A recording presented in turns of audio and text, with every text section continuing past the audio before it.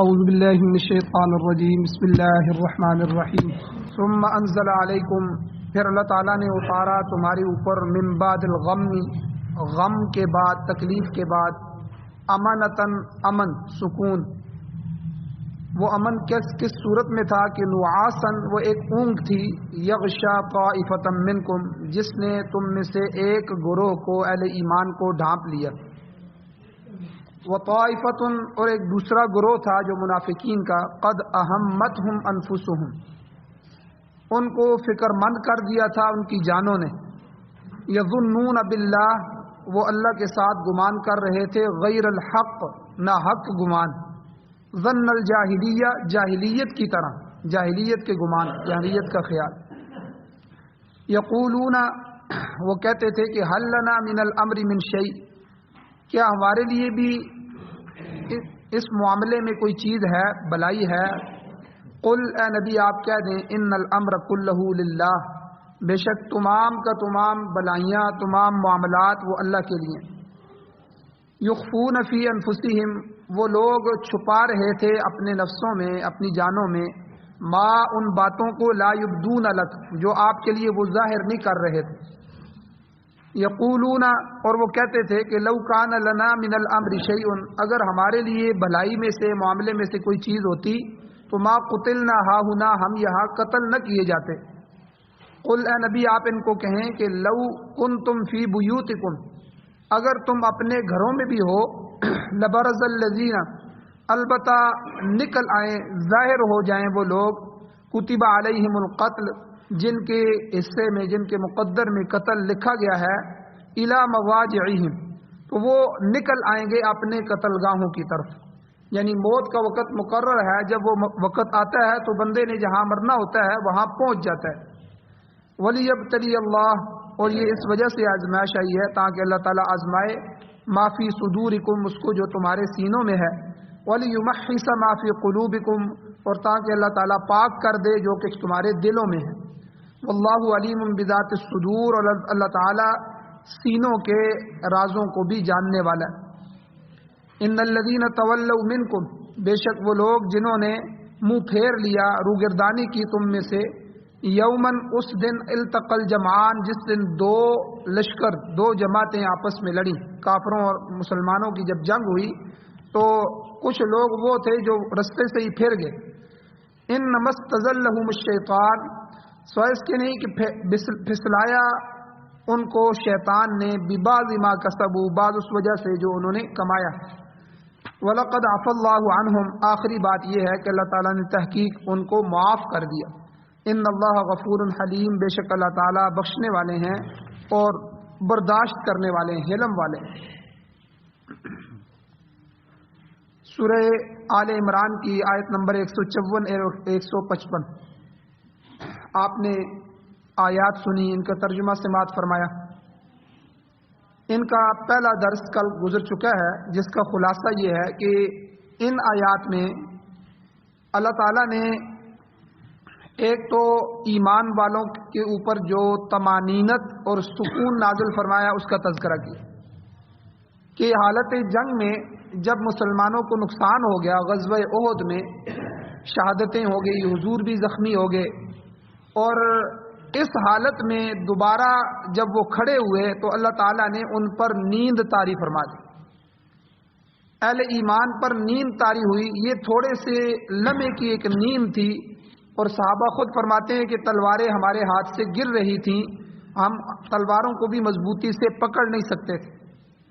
اب جب یہ نیند ختم ہوئی تو بالکل سکون پیدا ہو گیا، اور وہ جو پریشانی کی حالت تھی وہ ختم ہو گئی، دوبارہ سے وہ تازہ دم ہو گئے، اور دوبارہ جو ہے وہ لڑے، اور اللہ تعالیٰ نے پھر ان کو فتح عطا فرمائی۔ ایک بات، دوسری بات، اللہ تعالیٰ نے دو گروہوں کا تذکرہ کیا، ایمان والوں کا اور منافقین کا۔ اللہ کہتے ہیں کہ ایمان والوں کی تو یہ حالت تھی کہ ان پر اونگ آئی، نیند آئی، یغشا طائفۃ منکم، اور اس نے ان کو گھیر لیا، اور وطائفۃ قد اہمتہم، دوسرا جو طائفہ تھا، دوسرا جو گروہ تھا منافقین کا، انہیں اپنی جانوں کی پڑی ہوئی تھی۔ یعنی یظنون باللہ غیر الحق، وہ اللہ کے ساتھ نہ حق گمان کر رہے تھے، پتہ نہیں اللہ ہے بھی کہ نہیں، وہ ہماری مدد کرے گا کہ نہیں، اور پتہ نہیں یہ باتیں ہیں کہ نہیں، اس طرح کے یعنی وہم گمان اور خیال اور منہ سے وہ باتیں کہہ رہے تھے. تو اللہ کہتے ہیں ظن الجاہلیہ، اس طرح کے گمان یہ جاہلیت کے گمان ہوتے ہیں. ایمان والے کا یقین اللہ کی ذات پر پختہ ہوتا ہے. یاد رکھیں یہ دنیا دار العمل ہے، اس میں ہر سکون بندے کو نہیں مل سکتا، ہر چیز اس کی نہیں مل سکتی، بندے کی ہر خواہش پوری نہیں ہو سکتی. جنت خواہشات کا گھر ہے، جو آپ خواہش کریں گے وَلَكُمْ فِيهَا مَا تَشْتَهِي أَنفُسُكُمْ، اللہ کہتے ہیں جو تمہارے دل میں آئے گا وہ تمہارے سامنے پیش کر دیا جائے. اللہ کے سامنے جنتی کہے گا کہ میری یہ جو جگہ ہے اس جگہ بلڈنگ بن جائے، فوراً بلڈنگ بنا دی جائے. وہ کہے گا فلانی چیز بنی ہوئی میرے پاس آ جائے، وہ ساری کی ساری چیزیں بنی ہوئی آ جائیں گی. اور جب وہ کھا لے گا تو اللہ تعالیٰ کے نبی نے فرمایا کہ پھر وہ دوبارہ ہڈیاں وہ پرندے بن جائیں گے، وہی بٹیر تیتر بن کے اڑ جائیں گے. تو یعنی خواہشات جو پوری کی جائیں گی یہ جنت میں پوری کی جائیں گی. دنیا خواہشات کا گھر نہیں. یہاں تو بلکہ بادشاہوں کی خواہشیں بھی پوری نہیں ہوتے، وہ بیچارے اسی طرح مر جاتے ہیں. ابھی ہمارے جو حکمران ہیں ان کی خواہشات کہاں پوری ہوئی، کھربہ کھرب روپے پاس پڑے ہوئے ہیں، لیکن اب بھی کہہ رہے ہیں کچھ بنا لیں، کچھ بنا نہیں ہے. مزید کے چکروں میں لگے ہوئے ہیں، قوم کو بھی لوٹ رہے ہیں، ملک کو بھی لوٹ رہے ہیں، اور ہر طرف سے حلال حرام کی تمیز ختم ہو گئی ہے. تو اس لیے خواہشات جو ہے، جو آدمی خواہشات کے پیچھے لگتا ہے اس کی دنیا تباہ ہو جاتی ہے، اس کو دین کی فکر نہیں ہوتی. اب 60-70 سال کے بعد تو خواہشات ویسے ہی ختم ہونی چاہیے. تو ہمارے جتنے بھی حکمران ہیں وہ اتنی عمروں میں پہنچ گئے ہیں، اب تو قبر میں پاؤں لٹکے ہوئے ہیں. کہتے ہیں قبر میں پاؤں لٹک گئے ہیں، کیا مطلب؟ یعنی آخری زمانہ ہے، اب تو عبادت کا زمانہ ہے، اللہ کی طرف توجہ کا زمانہ ہے، اللہ سے گناہ معاف کروانے کا زمانہ ہے، اب تو حرام کو بالکل چھوڑنے کا زمانہ ہے. لیکن اتنی زیادہ ہرس اور تیز ہو جاتی، بڑھاپے میں جا کے اور بندہ حریص ہو جاتا ہے. تو یہ مخصوص لوگ ہوتے ہیں جنہیں اللہ تعالیٰ اپنے دربار کی توفیق دے دیتا ہے، اپنی طرف رہنمائی کر دیتا ہے کہ وہ آخرت کی طرف متوجہ ہو جاتے ہیں. تو اس لیے اس طرح کی گمان کرنا اللہ کے ساتھ یہ بالکل جائز نہیں. یہ منافقانہ حرکت ہے کہ بندہ کہے پتہ نہیں اللہ تعالیٰ میری مدد کرے گا کہ نہیں، پتہ نہیں میرے اوپر یہ آزمائشیں ختم ہوں گی کہ نہیں. حالانکہ پیغمبروں سے بڑی ذات تو کوئی بھی نہیں ہے دنیا میں، اللہ کی ذات کے علاوہ سب سے بڑا درجہ انبیاء کا ہے، پیغمبروں کا ہے. تو سب سے زیادہ آزمائشیں بھی پیغمبروں کے اوپر ہیں. جو لوگ جتنے قریب آتے ہیں ان کو زیادہ آزمایا جاتا ہے، ان کے اوپر زیادہ آزمائشیں آتی ہیں، جو ہے تکالیف آتی. تو یہ منافقین بھی یہ بات کہہ رہے. تو آگے اللہ تعالیٰ نے ان کے قول کو ذکر فرمایا، یقولون هل لنا من الامر من شیء. وہ لوگ کہہ رہے تھے منافقین، کیا ہمارے لیے بھی معاملے میں کچھ حصہ ہے؟ یعنی غم بھی غم مل رہا ہے، تکلیف مل رہی ہے، اچھائی میں کوئی حصہ بھی ہمارا ہے؟ معاملے سے مراد اچھائی ہے. تو اللہ نے اس کے جواب میں ارشاد فرمایا، قل، اے میرے نبی آپ کہیں ان کو، ان الامر كله للہ، کہ معاملہ تو سارا اللہ کے ہاتھوں میں ہے. اس کے ارادے، اس کی مشیت اور اس کی حکمت کے بغیر کوئی کام نہیں ہو سکتا. وہ چاہے گا تو ہوگا، وہ چاہے گا تو نہیں ہوگا. اور بعض دفعہ جو تکلیف آتی ہے وہ بندے کے گناہ معاف کرنے کے لیے آتی ہے. بعض دفعہ جو ہے بندے کو مال نہیں دیا جاتا، وہ اس کے دین پر قائم رہنے کے لیے ہوتا ہے. ہم نے بہت سے لوگ ایسے دیکھے ہیں، جب تک ان کے پاس دنیا نہیں تھی وہ نمازیں بھی پڑھتے تھے، تلاوت بھی کرتے تھے، ہر چیز کرتے تھے. جب دنیا آئی تو وہ عیاشی میں پڑ گئے، اس دنیا نے ان کو تباہ کر دیا. تو یہ تو اللہ کی حکمتیں ہیں، کسے کچھ دینا ہے، کسے کچھ نہیں دینا. ہمارا کام ہے جو اللہ دے دے اس پر قانے ہو جانا. قناعت کی جو صفت ہے یہ ایمان والوں کی بہت بڑی صفت ہے. تو اللہ تعالیٰ منافقین کے بارے میں کہہ رہے ہیں، یخفون فی انفسہم ما لا یبدون لک. یہ لوگ اپنے نفسوں میں منافقانہ جو سازشیں ہیں اور گندے خیالات ہیں ان کو چھپائے ہوئے ہیں، آپ پر ظاہر نہیں کر رہے. آپ کے سامنے آ کر تو بیٹھ جاتے ہیں لیکن اندر دل میں یہی سوچ رہے ہیں. تو بہرحال اللہ تعالیٰ نے فرمایا کہ منافقوں کو آپ کہیں کہ یقولون لو کان لنا من الامر شیء ما قتلنا ہاہنا. یہ جو بات یہ کہہ رہے ہیں منافق کہ اگر ہمارے لیے کوئی بلائی ہوتی تو ہم یہاں قتل نہ کیے جاتے. غزوہ احد میں ہم بہت سے شہید ہوئے ہیں. تو یعنی اگر ہماری بھلائی منظور ہوتی ہے اللہ کو تو ہمارے اتنے آدمی شہید نہ ہوتے. تو یہ ایک محض باطل خیال تھا، اللہ تعالیٰ نے اس کا رد فرمایا. جو لوگ یہ سمجھتے ہیں کہ ہم جہاد میں شریک ہوں گے تو ہم مارے جائیں گے، حالانکہ کتنے مجاہد ایسے ہیں جو پوری زندگی جہاد کرتے ہیں تو لیکن ان کو شہادت نہیں ملتی. تو یہ تو شہادت ہر ایک کو تو نہیں ملتی، یہ تو اللہ تعالیٰ کسی کو عطا فرمائے. ورنہ گھروں میں بھی تو مرنا ہے، مرنا تو ہر آدمی نے ہے، اور جہاں مرنا ہے، جس جگہ مرنا ہے وہاں پہنچ بھی جائے گا. یہی بات اللہ تعالیٰ ان آیات میں فرما رہے ہیں کہ کل، اے میرے نبی آپ اعلان کریں، آپ ان کو کہہ دیں، لو کنتم فی بیوتکم، اگر تم اپنے گھروں میں بھی پڑے ہوتے تو لبرز الذین کتب علیہم القتل الی مضاجعہم، تو جن لوگوں کی تقدیر میں موت لکھی جا چکی ہے وہ اپنے قتل گاہ کی طرف ضرور نکل آتے ہیں. یہ تو خدا تعالیٰ کے علم میں ہے کہ فلاں شخص کی موت کس مقام اور کس وقت پر واقع ہوگی، لہذا یہ ان کی خام خیالی ہے کہ اپنے گھروں میں بیٹھے رہتے تو قتل نہ ہوتے. تو جس خداوند کریم نے ان کے قتل کا مقام مقرر فرما دیا ہے تو ان کے اس مقام تک پہنچ جانے کا انتظام بھی وہ اللہ کر دیتا ہے. تو تقدیر الہی پر راضی ہونا چاہیے. مشہور واقعہ علماء بیان کرتے ہیں کہ حضرت سلیمان علیہ السلام کے زمانے کا ایک واقعہ ہے کہ ملک الموت جو ہیں، جو فرشتے روح قبض کرنے والے ہیں، وہ حضرت سلیمان علیہ السلام کی مجلس میں حاضر ہوئے ان سے ملنے کے لیے. اور وہاں بہت سے آدمی بھی بیٹھے ہوئے تھے. چونکہ یہ فرشتے جو تھے، یہ فرشتہ انسانی شکل میں تھا، موت کا فرشتہ، تو اب وہ حضرت سلیمان علیہ السلام سے گفتگو بھی کر رہا ہے تو ایک بندے کو دیکھ بھی رہا ہے، غور سے دیکھ رہا ہے. اب اس بندے کے دل میں رعب پیدا ہو.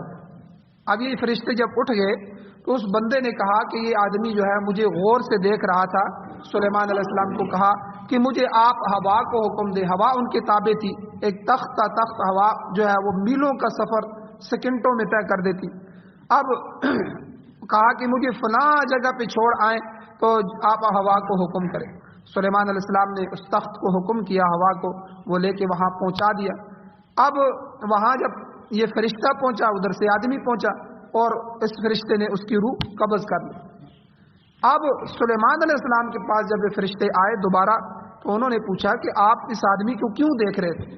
وہ کہتے میں حیران تھا کہ ابھی چند منٹ بعد اس کی موت آنی ہے، اور موت کی جگہ جو اللہ نے ہمیں بتائی ہے اس کی تو وہ تو ہزاروں میل دور ہے، اور یہ آدمی آپ کی مجلس میں بیٹھا ہوا ہے.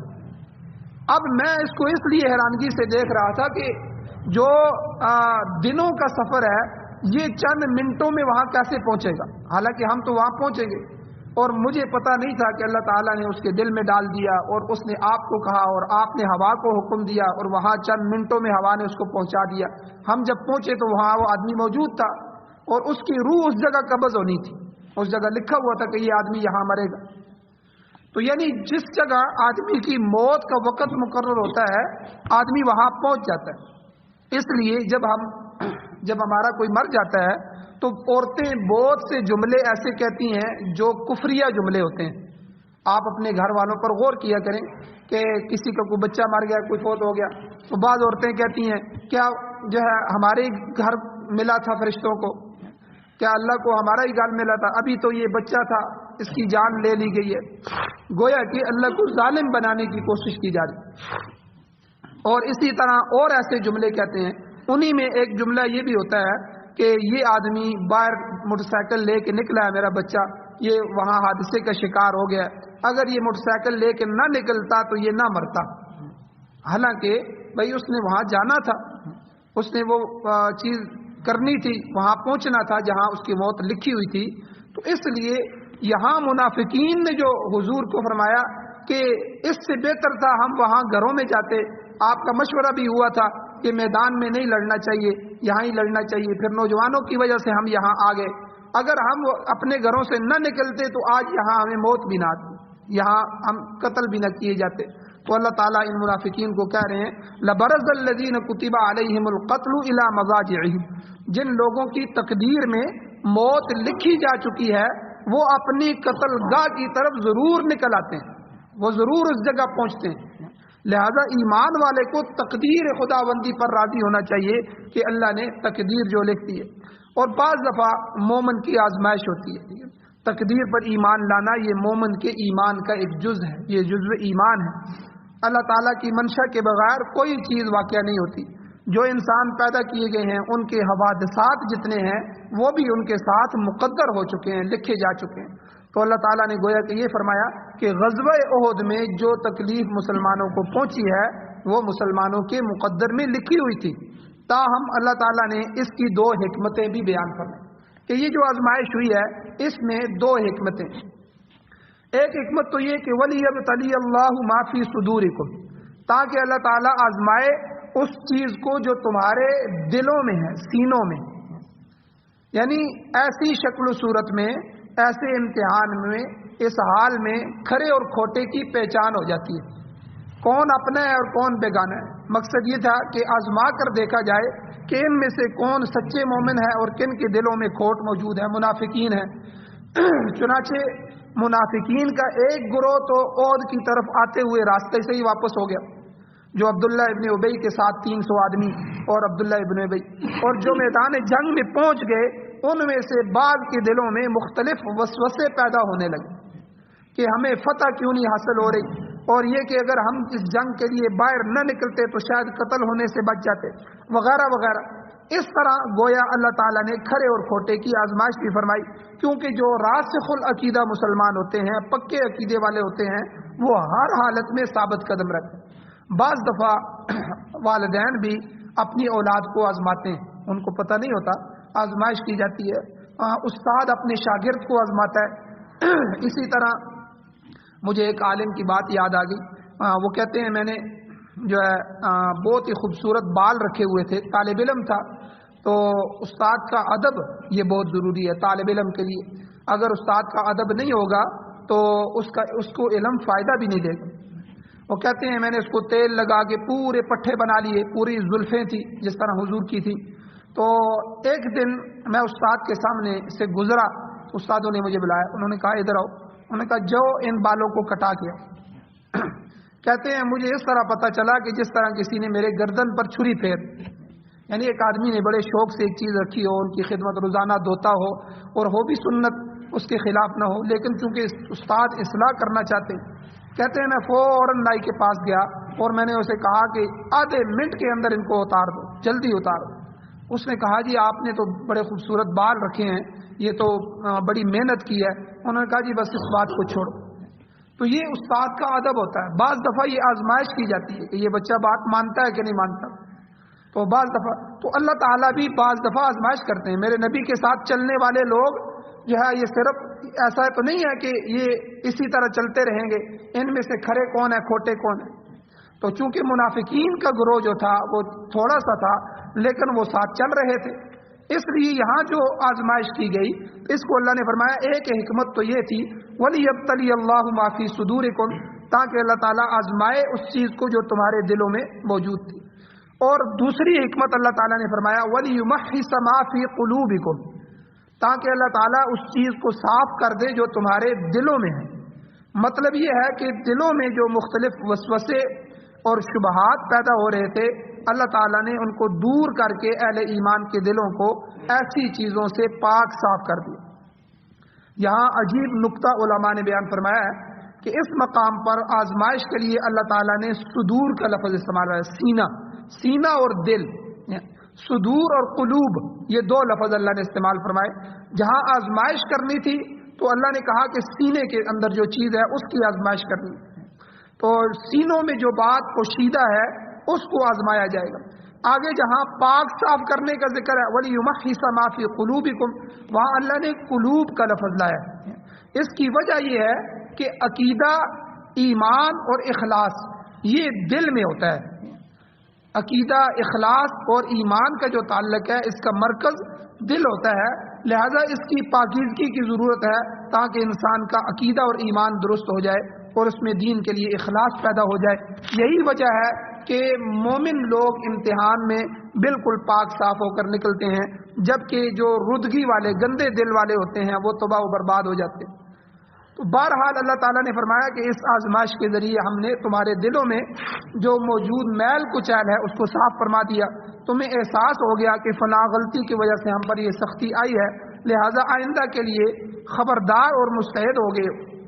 اسی لیے علامہ اقبال مرحوم فرماتے ہیں کہ مرد را روزے بلا روزے صفا است، فارسی کا ان کا شعر ہے، یعنی مرد مومن کے لیے مصائب اور مشکلات کا دن اس کے لیے باطنی صفائی کا دن ہوتا ہے. اسی طرح پرانے شعراء بھی کہتے ہیں حوادثات اور مصائب کی خوبی اللہ ہی کے لیے ہے، کیونکہ یہ مصائب کمینوں کے لیے زنگ آلودگی کا باعث بنتے ہیں اور شریف لوگوں کے لیے دلوں کے ثقل اور دلوں کی خوبصورتی کا باعث بنتے ہیں. اسی طرح لوہے کی زبان سے کہلوایا گیا، لوہے شعراء کہتے ہیں لوہا بولا تو کہتا ہے میں تو فقط ایک ٹکڑا تھا لوہے کا، پھر تم نے مجھے مصائب میں ڈالا یعنی آگ میں ڈالا، پھر تم نے مجھے اس لوہے کے ٹکڑے کو تلوار بنا دیا، میں تو تلوار نہیں تھا، میں تو لوہے کا ایک ٹکڑا تھا. ان حوادثات کی گردش نے میری دہاڑ کو تیز کر دیا. مطلب یہ کہ انسان مصائب کی بھٹی سے گزر کر کندن بن کر نکلتا ہے. تو جب آزمائش آئے تو اس پر جزا فضا نہیں کرنی چاہیے، رونا دھونا نہیں چاہیے، اس پر اپنا دل نہیں پھینکنا چاہیے، بلکہ اسے خوش دلی سے قبول کرنا چاہیے، اپنے عقیدے پر ثابت قدم رہنا چاہیے. یہ کل میں نے بیان کیا تھا رضا بالرضا اور رضا بالقضاء، اپنی جو ہے اللہ کی رضا پر راضی ہو، اللہ کی قضاء اور قدر جو تقدیر اللہ نے لکھ دی ہے اس پر بندہ راضی ہو، یہ میرے لیے لکھے. اور اس سے پہلے بیان ہو چکا ہے کہ ریاضت اور عبادت کا مقصد انسان کے اسی نفس کو پاک کرنا ہے، اسی نسمے کو پاک کرنا ہے. نسمہ سے مراد روح ہے، یعنی جو مصائب اور مشکلات میں پاک صاف ہو جاتی ہے. اسی طرح اس مقام پر اللہ تعالیٰ نے مسلمانوں کی روحوں کو نسموں کو پاک کر دیا، ان کے دلوں کی جو کجیاں ہیں وہ دور ہو گئیں. آگے اللہ فرماتے ہیں واللہ علیم بذات الصدور، اللہ تعالیٰ تمہارے دلوں کے رازوں کو جاننے والا ہے، اس سے تمہاری کوئی چیز پوشیدہ نہیں ہے، خواہ وہ زبان پر ہو یا سینے میں ہو.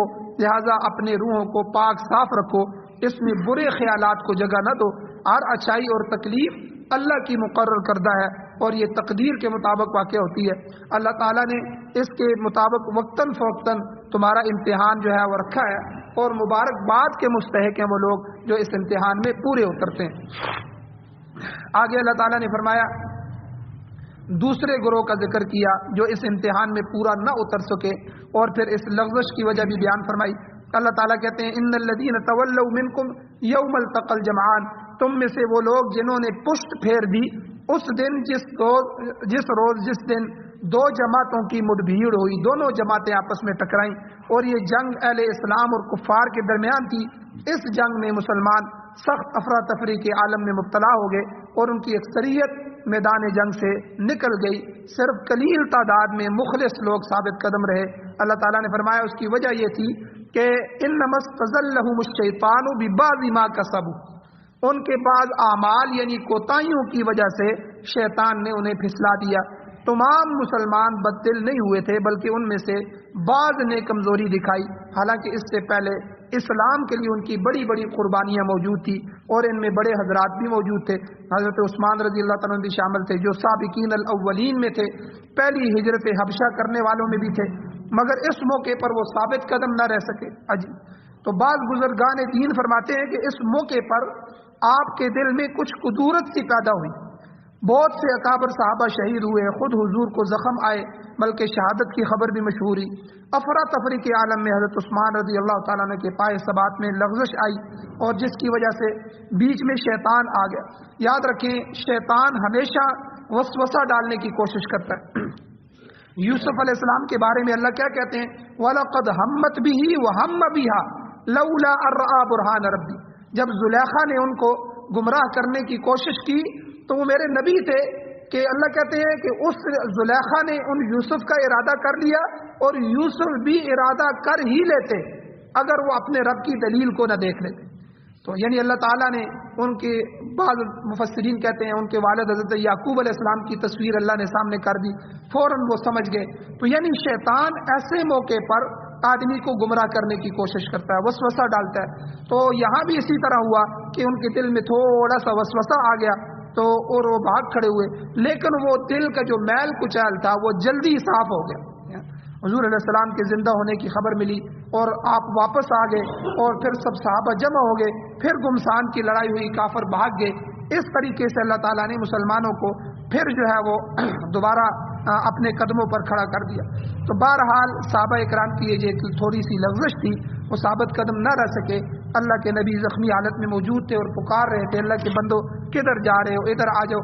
تو یہ ایک کوتاہی تھی، تو شیطان نے وسوسہ اندازی کی، مگر اس کے باوجود اللہ تعالیٰ نے آخری اعلان فرمایا. یاد رکھیں اس دن بھی میں نے کہا تھا اللہ بڑے ہیں، بڑا آدمی چھوٹوں کا نوٹس لے سکتا ہے. صحابہ اکرام چھوٹے تھے، حضور اور اللہ کی ذات بڑی تھی. کئی دفعہ قرآن مجید میں اللہ تعالیٰ نے اپنے پیغمبر کو بھی، حضور کو بھی سخت انداز میں جو ہے مخاطب کیا. ایک جگہ اللہ تعالیٰ نے فرمایا لئن اشرکت لیحبطن عملک، اے میرے محبوب اگر آپ بھی میرے ساتھ شرک کریں گے تو میں آپ کے عملوں کو بھی ضائع کر دوں. تو یعنی بڑا آدمی چھوٹے آدمی کو ڈانٹ سکتا ہے، چھوٹے آدمی کا نوٹس لے سکتا ہے، چھوٹے کو حق نہیں ہے کہ وہ بڑوں پر اعتراض کرے. ایک بات. دوسری بات کہ جب معاملہ صاف ہو جائے اور معافی تلافی ہو جائے پھر پچھلی باتوں کو نہیں چھیڑا جاتا. کتنے لوگ، میں نے اس دن بھی مثال دی، آپس میں جھگڑا ہو جاتا ہے، مقدمے ہو جاتے ہیں، بعض دفعہ قتل ہو جاتے ہیں دونوں طرف سے، پھر جب ان کی صلح صفائی ہو جاتی ہے بس بات ختم ہو گئی. اب پچھلی باتوں کو چھیڑنا یہ تو جاہلیت ہے. جب سینے لگ گئے آپس میں، معافی تلافی ہو گئی اور صلح ہو گئی، ٹھیک ہے، بس بات ختم ہو گئی، اب وہ پچھلی بات رہی نہیں بلکہ وہ دونوں بھائی ہیں. تو اسی طرح یہ آخری جملہ جو اللہ نے فرمایا وَلَقَدْ عَفَا اللَّهُ عَنْهُمْ، اللہ نے ان سب کو معاف کر دیا. پہلے جو بھی گزر گیا ہے وَلَقَدْ عَفَا عَنْكُمْ، اب پھر دہرایا جا رہا ہے کہ اللہ نے ان کی غلطیوں سے درگزر فرمایا. یہاں لقد جو ہے یہ تاکید کے لیے ہوتا ہے کہ البتہ تحقیق اللہ ان کو معاف فرما چکا ہے. صحابہ کی اس عام معافی کے بعد اب کسی کو حق نہیں پہنچتا کہ وہ ان پر نکتہ چینی کرے.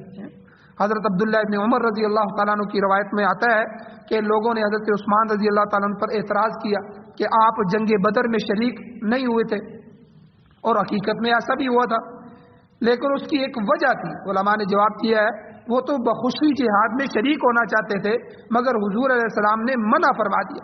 کیوں؟ حضور علیہ السلام کی جو بیٹی تھی وہ حضرت عثمان کے گھر میں تھی، حضور کے داماد بھی تھے حضرت عثمان رضی اللہ عنہ، اور آپ کی زوجہ وہ حضور کی بیٹی بیمار تھی، سخت بیمار تھی.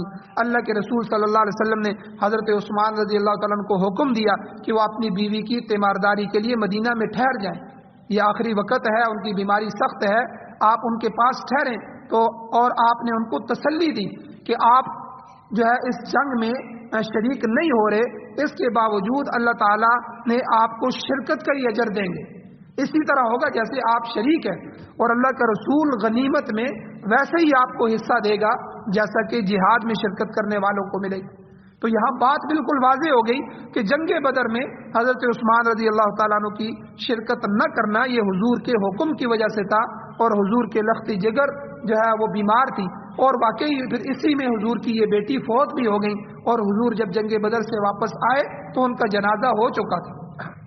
تو آپ اندازہ لگائیں اتنی بیمار بیوی ہو تو اللہ کے نبی تو ویسے بھی کسی کو اجازت دیتے ہیں اپنی بیوی کی تیمارداری کرو، اور یہ تو پھر حضرت عثمان تھے، داماد تھے، ٹھیک ہے. اس لیے جو اعتراض کرنے والے لوگ ہیں ان کو صحابہ پر اعتراض نہیں کرنا چاہیے، پہلے دیکھنا چاہیے.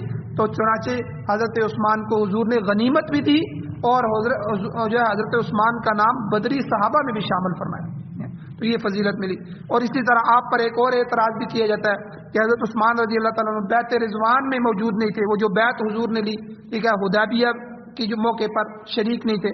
اس کے جواب میں حضرت عبداللہ ابن عمر کا بیان ہے کہ حضرت عثمان رضی اللہ تعالیٰ عنہ کو حضور نے کفار مکہ کی طرف قاصد بنا کے بھیجا تھا. حضرت عثمان تو حضور کے نمائندہ بن کے گئے تھے، اس وقت اس کام کے لیے آپ سے بہتر کوئی شخص نہیں تھا، اور بیعت رضوان کی ضرورت اس وقت پیش آئی جب حضرت عثمان کی شہادت کی خبر مشہور ہو گئی. تو حضور نے بیعت لی کہ ہم عثمان کا بدلہ لے کے جائیں گے، سر دھڑ کی بازی لگا دیں گے. تو لہٰذا حضرت عثمان مکہ میں تھے اور حضور حدیبیہ میں بیعت لے رہے ہیں، تو وہ کس طرح شریک ہو سکتے ہیں؟ ایک بات. دوسری بات کہ حضور علیہ السلام نے اپنے دائیں ہاتھ کو بائیں ہاتھ میں رکھ کے فرمایا یہ حضرت عثمان کا ہاتھ ہے، میں عثمان کی طرف سے بھی بیعت لیتا ہوں. تو حضور نے، تو یہ تو حضرت عثمان کی خوش نصیبی ہے کہ حضور، اور اس یہی وجہ ہے کہ ساری زندگی حضرت عثمان رضی اللہ تعالیٰ عنہ نے اپنے اس ہاتھ کو، جس ہاتھ میں حضور نے حضرت عثمان کا ہاتھ قرار دے کے بیعت لی، کبھی بھی گندگی میں نہیں ڈالا. کبھی بھی پیشاب پخانہ صاف کرنے کی ضرورت آتی ہے، انسان کو اسپنجے کی ضرورت ہوتی ہے، تو کبھی بھی اس ہاتھ کو کسی جگہ بھی مٹی میں بھی نہیں رکھا کہ میرے حضور نے میرے اس ہاتھ کو اپنا ہاتھ قرار دیا. تو یہ تو ان کی خوشخبری تھی. بہرحال آخری بات، حضرت عثمان رضی اللہ تعالیٰ عنہ اور دیگر صحابہ، ان کی جو تھوڑی بہت لغزشیں ہیں، ان کے باوجود اللہ تعالیٰ نے ان کی معافی کا اعلان فرمایا. لہذا جو شخص بھی اس کے بعد صحابہ کبار پر تان و تشنیع کرتا ہے، اس کو اپنے ایمان میں فطور محسوس ہوگا، وہ اپنے ایمان کی فکر کرے. حضور علیہ الصلوۃ والسلام کا جو صحابہ ہیں، ان کے متعلق خود قرآن مجید میں اللہ نے فرما دیا رضی اللہ عنہم ورضوا عنہ، کہ اللہ ان سے راضی ہو گیا، وہ اللہ سے راضی ہو گئے. صحابہ کو رضائے الہی کی اس ڈگری اور سرٹیفکیٹ مل چکا ہے. آگے اللہ نے آخری جملہ فرمایا ان اللہ غفور حلیم، بے شک اللہ تعالیٰ بخشنے والا ہے، بردبار ہے، وہ فوراً گرفت نہیں کرتا بلکہ اہل ایمان کو موقع دیتا ہے کہ اس قسم کی لغزشوں سے پرہیز کیا جائے. تو یہ ہمارے لیے عبرت بھی ہے، سبق بھی ہے، اور ہمارے لیے نمونہ بھی ہے، اور ہماری بھی آزمائش ہے. کون آدمی ہے جو صحابہ کی مدح کرتا ہے اور کون ان کے پیچھے لگتا ہے؟ تو بہت سے لوگ ایسے، مولانا مودودی جو ہے جو جماعت اسلامی کا ہے، تو اس نے اس بات میں پڑھ کے خلافت و ملوکیت کتاب کہ صحابہ کے فیصلے شروع کر دی. پھر ان کی زبان سے ایسے ایسے جملے نکلے کہ جس کی وجہ سے علماء نے ان پر پھر فتویٰ جات بھی لگے. تو بہرحال شیعہ روافض وہ تو کھل کے صحابہ اکرام کی نعوذ باللہ تکفیر بھی کرتے ہیں. ان کے بارے میں تو ہمارا متفقہ فیصلہ ہے کہ وہ اہل اسلام میں نہیں ہے، وہ اہل کفر میں داخل ہیں. تو بہرحال جو لوگ بھی اللہ کے اس فیصلے کے بعد صحابہ پر تان و تشنیع کرے گا، اس کا ایمان ختم ہو جائے. اللہ جل شانہ سے دعا ہے اللہ ہمیں عمل کی توفیق عطا فرمائے. آمین. الحمدللہ رب العالمین والعاقبۃ للمتقین والصلاۃ والسلام علی رسولہ النبی الامی الکریم. یا اللہ ہماری کمیوں کوتاہیوں کو معاف فرمائے. یا اللہ حضور علیہ الصلوۃ والسلام، اہل بیت اور صحابہ اکرام سے سچی محبت نصیب فرمائی. یا اللہ ان حضرات کے نقش قدم پر چلنا ہمارے نصیب فرمائی. یا اللہ جو بیمار ہیں ان کو شفا عطا فرمائی، جو مشکلات کے اندر ہیں ان کی مشکلوں کو دور فرمائی، آسانیاں پیدا فرمائی. یا اللہ جو ایمان کی حالت سے اس دنیا سے جا چکے ہیں ان سب کی بخشش فرمائی. یا اللہ قرآن و سنت کو پوری دنیا میں بطور آئین، بطور دستور، بطور ضابطۂ حیات ہمارے مقدر فرمائی. امارت اسلامیہ شریعہ خلافت راشدہ کا قیام نصیب فرمائی. صلی اللہ تعالی علی خیر خلقہ محمد و آلہ و اصحابہ اجمعین برحمتک یا ارحم الراحمین.